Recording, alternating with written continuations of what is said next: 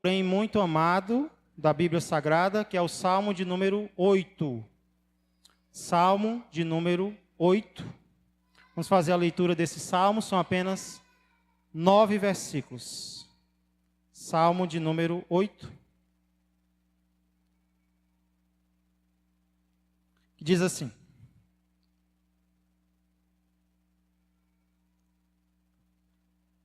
Salmo de número 8. Ao mestre de canto, segundo a melodia, os lagares, Salmo de Davi. Ó Senhor, Senhor nosso, quão magnífico em toda a terra é o teu nome, pois expuseste nos céus a tua majestade. Da boca de pequeninos e crianças de peito, suscitaste força, por causa dos teus adversários, para fazeres emudecer, calar o inimigo e o vingador. Quando contemplo os teus céus, obra dos teus dedos, e a lua e as estrelas que estabeleceste, que é o homem que dele te lembres, e o filho do homem que o visites. Fizeste-o, no entanto, por um pouco, menor do que Deus, e de glória e de honra o coroaste. Deste-lhe domínio sobre as obras da tua mão, e sob seus pés tudo lhe puseste. Ovelhas e bois todos, e também os animais do campo, e as aves do céu, e os peixes do mar, e tudo o que percorre as sendas dos mares. Ó Senhor, Senhor nosso, quão magnífico em toda a terra é o teu nome. Pai, mais uma vez, acabamos de fazer isso, Pai, mas temos desejo de fazer novamente agora, Senhor. Temos o desejo de entrar mais uma vez em tua presença, Senhor, para te elogiar, para te agradecer, para te bendizer, para te adorar, para dizer o que o Senhor é, porque o Senhor é lindo, o Senhor é poderoso, o Senhor é magnífico, o Senhor é majestoso, o Senhor é tudo em todos. O Senhor percorre o universo inteiro, Pai. O Senhor tem o universo inteiro na palma da tua mão. O Senhor controla todas as coisas. Pai, o Senhor é indescritível, o Senhor é maior do que nós possamos imaginar, e neste momento os teus olhos estão voltados para nós, os teus olhos estão voltados para este lugar, para a reverência do teu povo, para a atenção do teu povo, a tua voz, a tua palavra, Pai. Então neste momento eu suplico, eu peço, fala conosco, Senhor. Fala, não aquilo que nós queremos, mas aquilo que nós estamos necessitando ouvir. Se for preciso nos quebrar, quebra-nos, Senhor, e depois nos refaz conforme a tua vontade, pois não há valor na vida, Senhor, se não for para viver para ti, se não for para viver a te adorar e a te servir. Então, Pai, neste momento, cala, Senhor, toda voz que não venha do Senhor. Cala, Senhor, que a nossa atenção esteja tão somente voltada para a tua palavra, pois o Senhor é digno de toda ela. Em nome de Jesus é o que eu peço e agradeço. Amém e amém. Glória a Deus. Quem de vocês seria capaz de me dizer o que o ser humano realmente é? A gente percebe que aumenta a cada dia o número de pessoas que não sabe a maneira correta de olhar para si mesmo. E de fato são muitas as teorias que tentam explicar a essência do ser humano. São muitas as teorias que tentam explicar o que o ser humano é de verdade. Os babilônios, por exemplo, ensinavam que nós não passamos de serviçais dos deuses. Eles diziam que os deuses, não querendo mais fazer o trabalho braçal, com preguiça de trabalharem, criaram o ser humano para fazer o trabalho braçal por eles. Preguiçosos que eles eram, os deuses, criaram a mim e a você para fazer o trabalho pesado da terra. Então, para os babilônios, nós não passamos de escravos dos deuses. Para outros, provavelmente nós somos os próprios deuses, ou algo semelhante a isso. Já para aqueles que acreditam na teoria da evolução de Charles Darwin, nós não passamos de evolução do macaco. Nós somos macacos evoluídos. Mas o que de fato, o que realmente nós somos? É possível que você seja um cristão, você tenha conhecimento da palavra de Deus e mesmo assim, você não tenha uma noção exata daquilo que você é. É muito fácil nós termos ideias erradas acerca de nós mesmos. Às vezes uma ideia positiva demais, outras vezes uma ideia, o contrário dessa. Precisamos entender o que de fato nós somos. E essa é a pergunta que o Salmo 8 primeiramente faz e depois ele mesmo responde. Aqui nesse salmo curto, porém maravilhoso da palavra de Deus, nós vamos encontrar duas informações bíblicas e corretas acerca do que nós realmente somos. Você está preparado para saber o que você é? O salmo, em primeiro lugar, nos informa que perante Deus, o ser humano é insignificante. Perante Deus, o ser humano é insignificante. Ou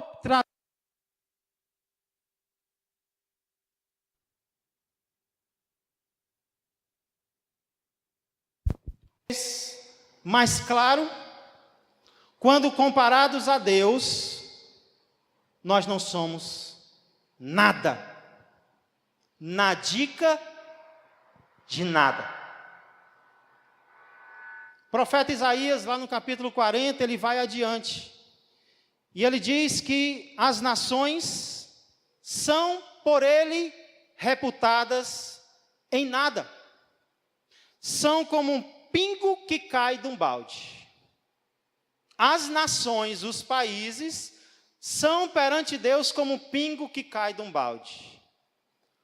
Os jovens de hoje não têm noção do que significa puxar água e carregar no balde. Mas eu passei boa parte da minha infância fazendo isso. Era um dos trabalhos que eu mais odiava na minha casa, era puxar a água da cacimba e levar para um tambor num balde. Nós tínhamos que encher a tina, nós tínhamos que encher o tambor e nós tínhamos que dar várias viagens. E era muito normal que no caminho por onde nós passávamos, sempre caíssem gotas e mais gotas de água. O que Isaías diz é que as nações, perante Deus, são como uma gota que cai do balde.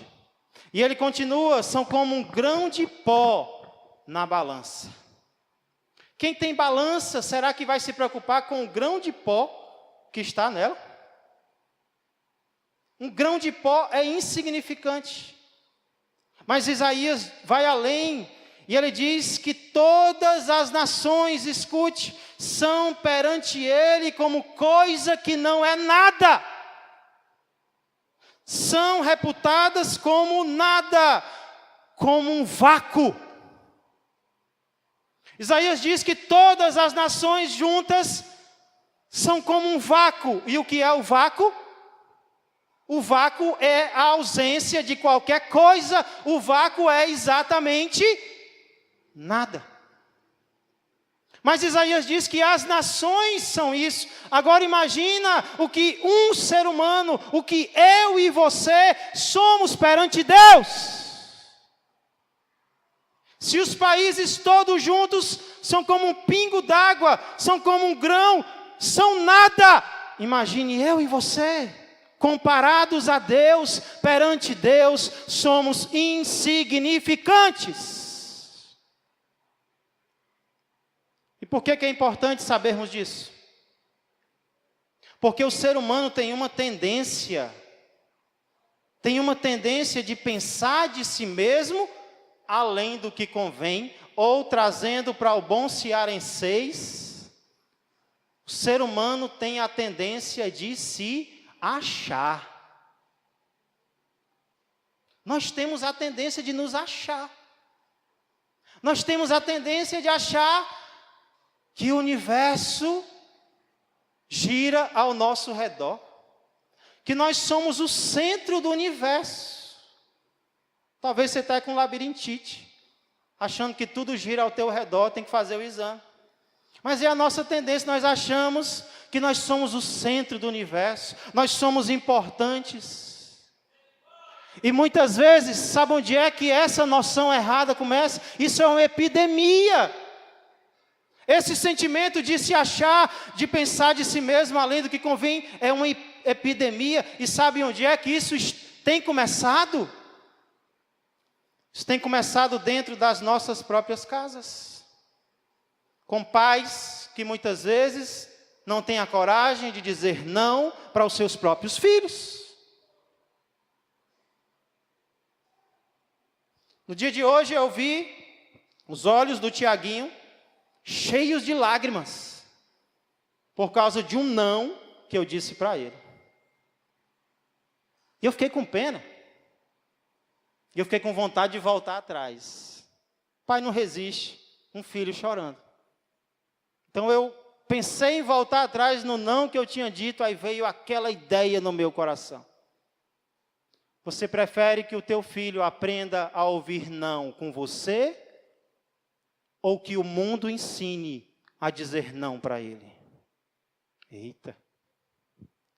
Não e não.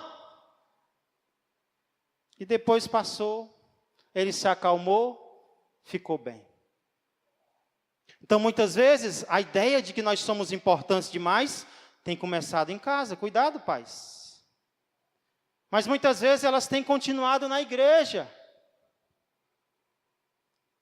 Cada dia mais as igrejas hoje estão tratando as suas ovelhas como clientes, ensinando-lhes que eles sempre têm razão, fazendo tudo o que eles querem, trazendo músicas que exaltam o ego, que exaltam a vontade. Pastor Roberto, durante o louvor, olhou para mim e disse: eita, pastor, hoje é só música do nosso tempo. Eu disse: é verdade, pastor Roberto, mas percebeu que essas são as músicas que mais exaltam o Senhor? As músicas mais antigas tinham essa característica de exaltar mais ao Senhor, e ele completou: é porque elas rebaixam o ser humano. Mas hoje está na moda as igrejas mimarem as pessoas, tratarem como clientes. Mas eu quero dizer para você, você não é cliente, você é ovelha do Senhor Jesus Cristo. Nós somos ovelhas do Senhor. Não é a nossa vontade que tem que ser feita, mas a vontade dEle. Então essa ideia de achar-se tem crescido muito, mas tem uma vacina boa para ela. Pense numa vacina boa, que combate esse mal. Que vacina é essa, pastor? É a vacina de olhar para Deus.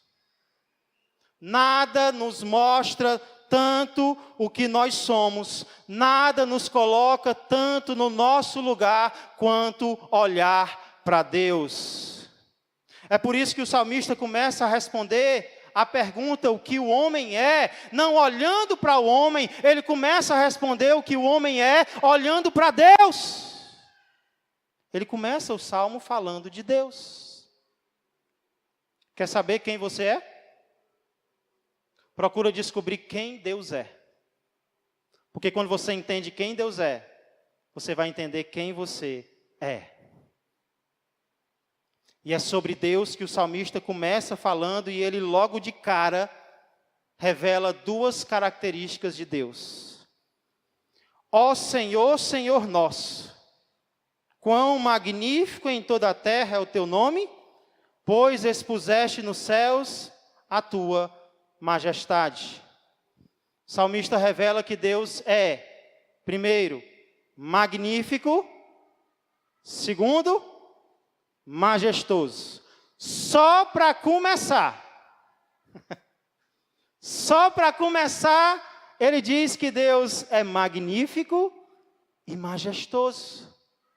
E ele diz que essas duas características de Deus não são difíceis de perceber. Elas não estão escondidas, elas não estão ocultas. Pelo contrário, quão magnífico em toda a terra é o teu nome. Por quê? Porque ele expôs, onde? No céu, a sua majestade. O fato de que Deus é magnífico se encontra em toda a terra e a sua majestade foi exposta em todo o céu.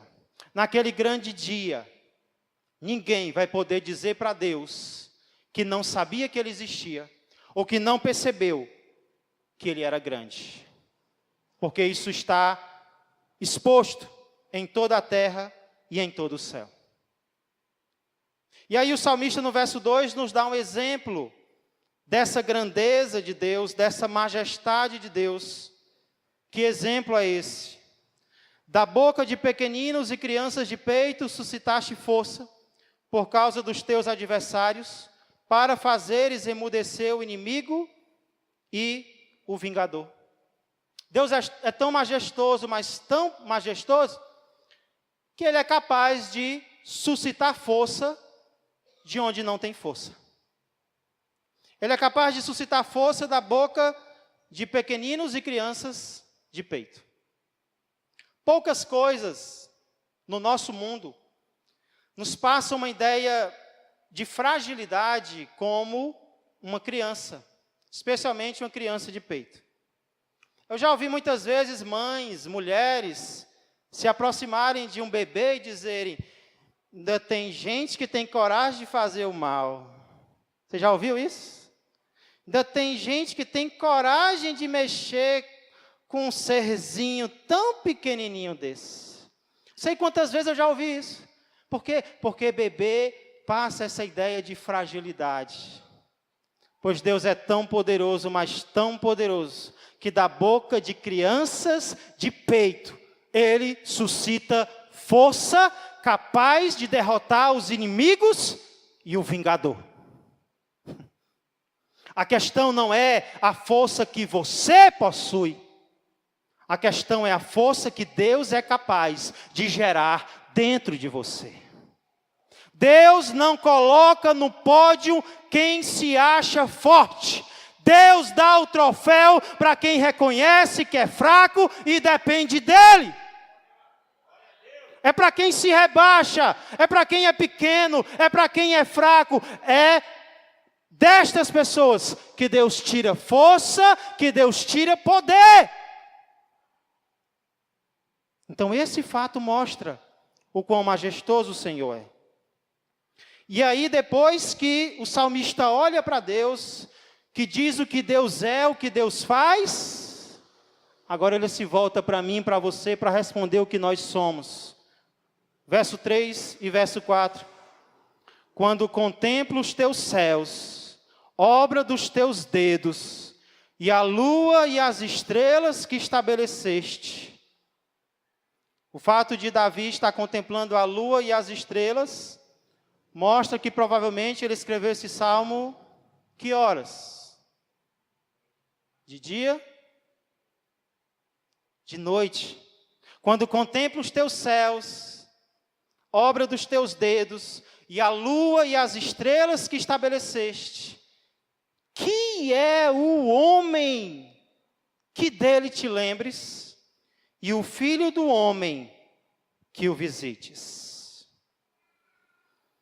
Quando Davi olha para a grandeza de Deus, ele não consegue entender como Deus se importa com pessoas que nem nós. Chamou minha atenção as palavras que ele escolhe para se referir ao homem. No hebraico, quando alguém queria falar do ser humano, ele poderia usar 3 palavras: Adão, Ish e Enosh.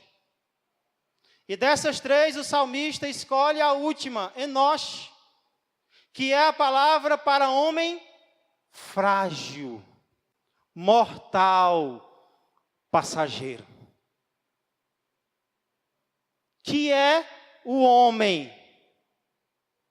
para que o Senhor se lembre dele. E aí ele vai além e diz, e o filho do homem. Aí ele nos humilha de uma tal forma, porque a expressão filho do homem na Bíblia, normalmente é usada para falar realmente da nossa humilhação, do nosso estado baixo, que é o homem, para que dele te lembres, e o filho do homem, para que o visites. Então a pergunta que o salmista faz, basicamente é, o que é esse ser tão frágil e mortal comparado à grandeza de Deus? Que merecimento nós temos diante de um Deus tão grandioso? E as respostas são, nós não somos nada, nós não merecemos nada. O pastor hoje veio para nos animar. Não, eu vim para dizer a verdade.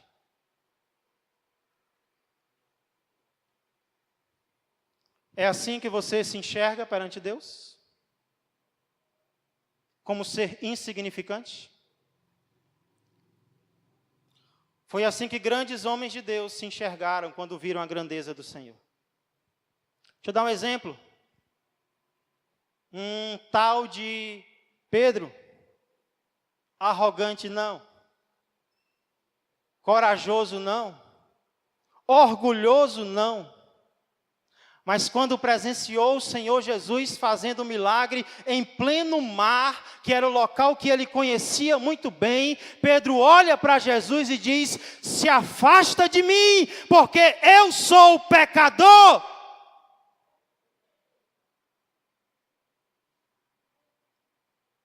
Primeira impressão, então, que esse salmo deseja gravar no meu coração e no teu coração, é a impressão da nossa completa insignificância perante Deus. Quando a dúvida surgir, então, acerca do que você é, tenha uma certeza, perante Deus, eu não sou. Perante Deus, eu não sou. Perante Deus, eu não sou.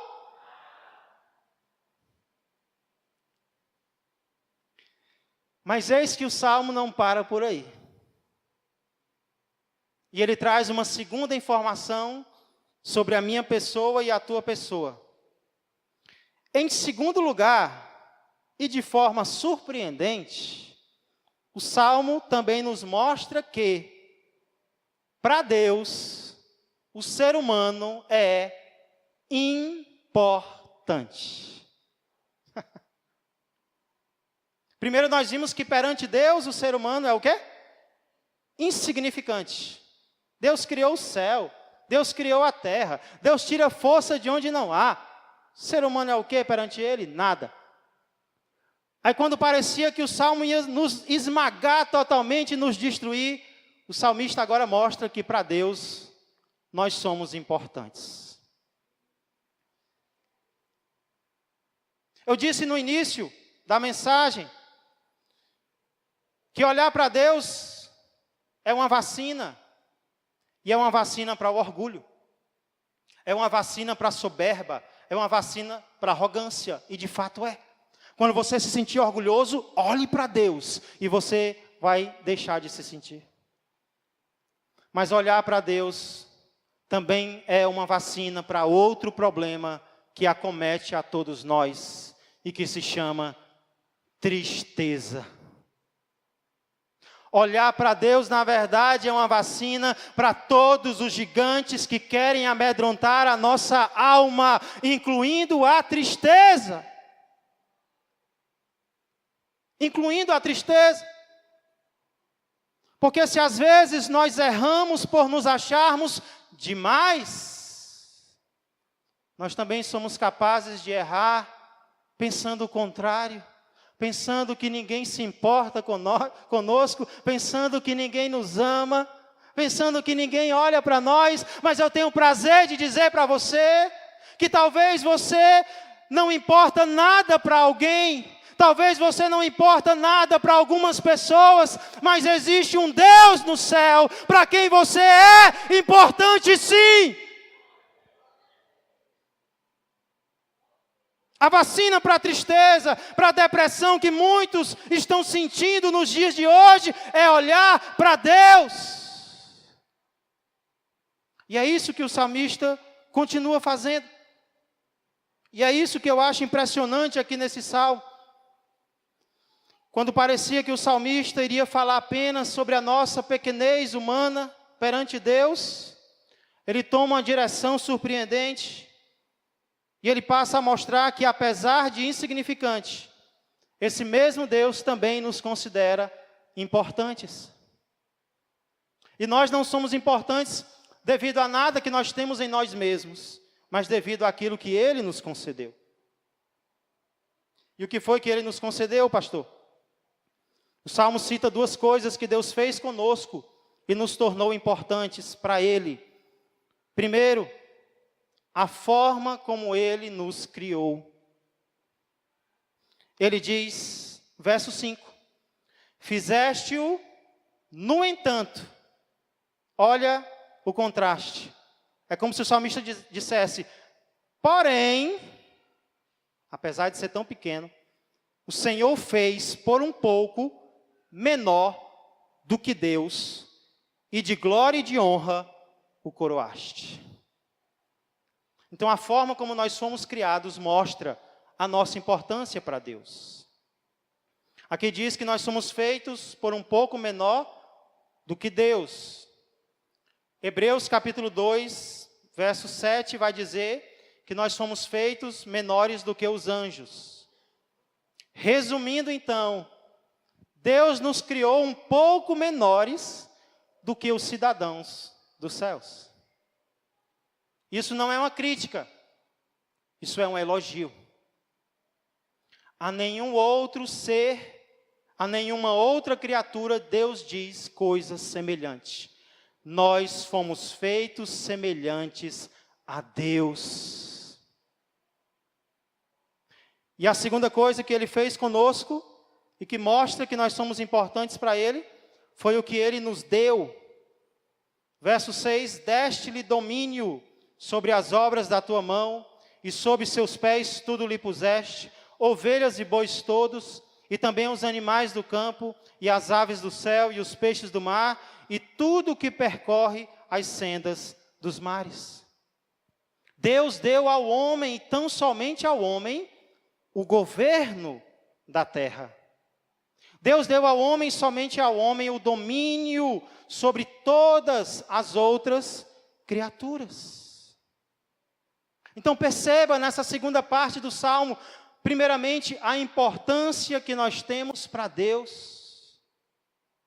Mas perceba também de onde vem essa importância, não de algo que nós somos em nós mesmos, mas daquilo que Ele mesmo nos concedeu. A forma como Ele nos criou e o domínio que Ele confiou às nossas mãos. Nós não somos importantes por nós mesmos, mas porque os olhos dEle estão sobre nós. É por causa disso que o Salmo termina como termina. Ele termina como começa, apontando mais uma vez para Deus. O verso final é exatamente igual ao verso 1, que diz, ó Senhor, Senhor nosso, quão magnífico em toda a terra é o teu nome. Qual deveria ser a minha atitude e a tua atitude ao entendermos o que nós somos? Ao entendermos que apesar de sermos insignificantes, nós somos importantes para Ele? Deveríamos exaltá-lo, como o salmista termina fazendo. Deveríamos adorá-lo, deveríamos levantar o nosso coração, a nossa voz a Ele e dizer, ó Senhor, Senhor nosso, Quão grande é o Senhor, quão magnífico é o Senhor em toda a terra.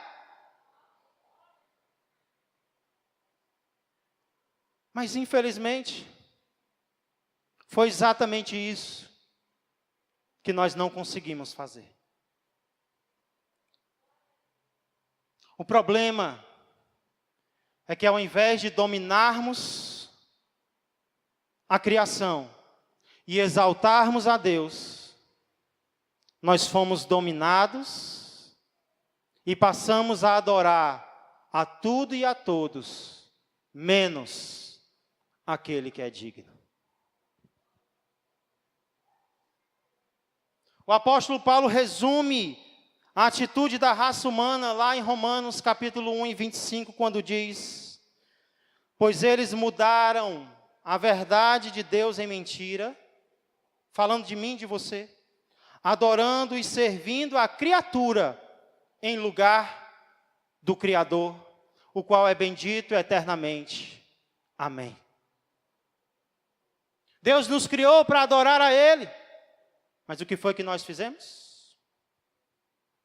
A história humana está cheia de exemplos de seres humanos adorando o sol, adorando a lua, adorando as estrelas, adorando os animais, adorando outro ser humano, adorando Satanás e adorando a si mesmo, preferindo fazer a sua própria vontade a fazer a vontade de Deus. Se afastando de Deus por qualquer motivo. Se afastando de Deus por causa do sexo.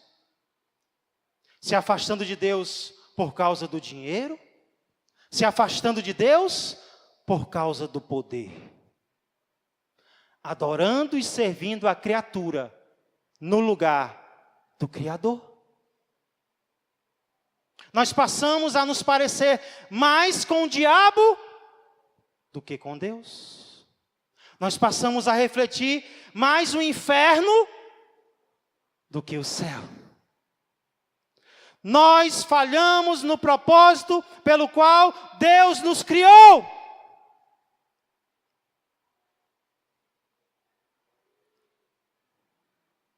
Mas eis que existe uma boa notícia em tudo isso. E a boa notícia é que Deus não se esqueceu da sua criação. O salmista chega a perguntar que é o homem, para que te lembres dele, e o filho do homem, para que o visites, e pasmem.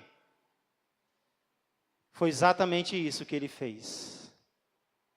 Ele se lembrou de nós e Ele veio nos visitar. Muitas e muitas vezes Deus veio visitar o seu povo, mas na maior de todas as vezes, Ele veio pessoalmente através do seu Filho, Jesus Cristo. Jesus Cristo tornou-se um Enoche, tornou-se um mortal, tornou-se um ser frágil, tornou-se filho do homem. Esse foi o título que ele mais usou para si mesmo, filho do homem, mostrando a sua humildade. Mas quando ele veio, ele dominou a criação. Ele dominou a água, ele dominou o ar, ele dominou os demônios, ele dominou os seres humanos. Ele fez aquilo pelo qual o ser humano havia sido criado para dominar a terra. Jesus veio e cumpriu o propósito do Pai.